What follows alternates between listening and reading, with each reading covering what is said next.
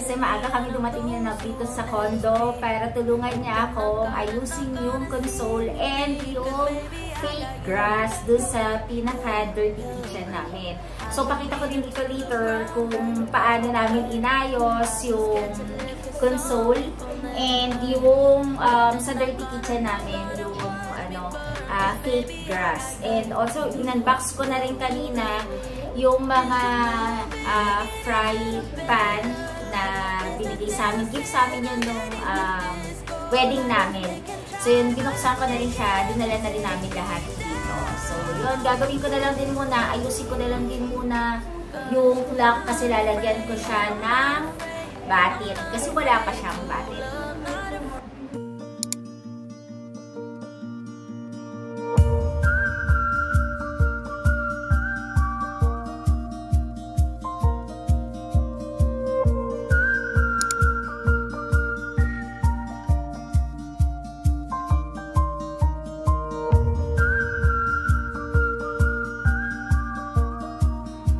Unbox natin ngayon yung 10-piece cooker na binigay sa amin. So, ito here.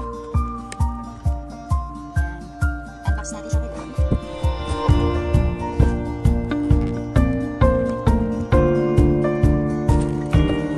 So, ito yung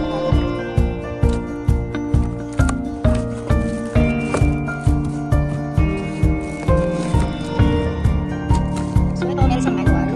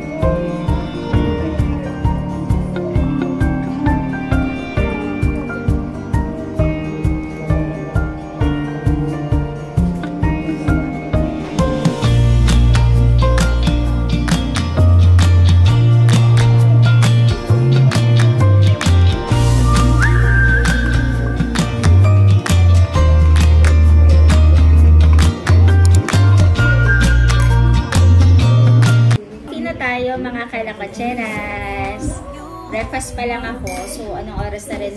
4:39 na rin ngayon. So, yun nga. Ayan, medyo natapos ko na rin yun. Nakabit ko na yung clock. And ano nga pala, today, ang gagawin naman namin ngayon, mamaya, after ng office ni Nanap, kasi nakapasok na siya. So, after niyang ayusin, yung dun sa Dirty Kitchen, yung pagkakabit namin nung nagkabit kami diba nung fake na grass. Ang kinakaya niya. So, yun ang naisipan namin gawin. Kasi, hindi na lang namin muna pinatiles yun. Kasi medyo matrabaho rin at medyo matatagalan. So, ang pinagawa na namin, bumili na lang kami ng ganon para ilagay doon. So, yung ililipat namin doon yung ano pa ito? Induction cooker. So, inalagay namin induction cooker doon yung paglulutuan namin. So, lahat doon ilalagay namin. Pero sa ngayon, hindi ko muna siya ilalagay kasi ipapa-paint ko muna yung pinakapatungan ng mismo paglulutuan. So, yun.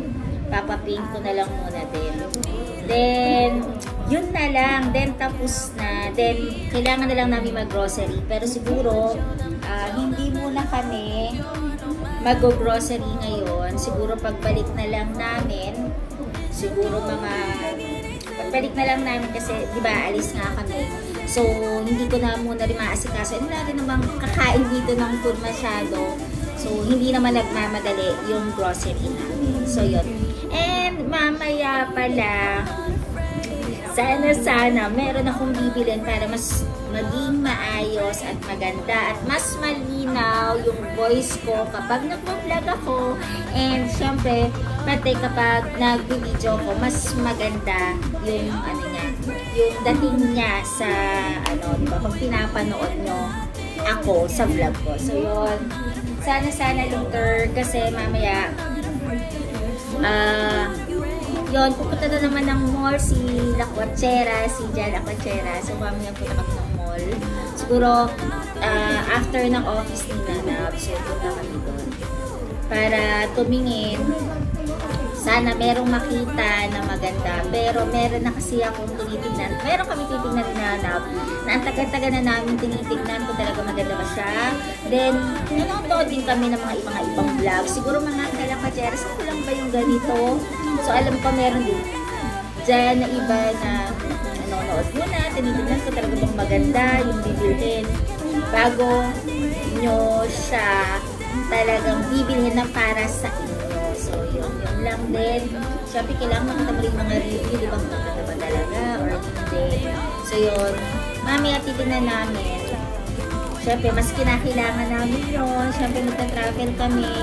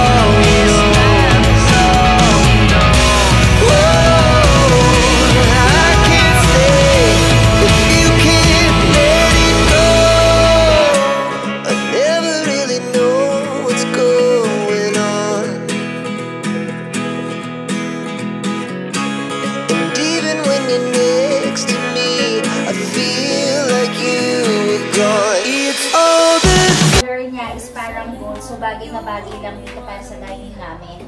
Kasi di ba nga color white and brown yung ginawa namin dito sa condo mismo.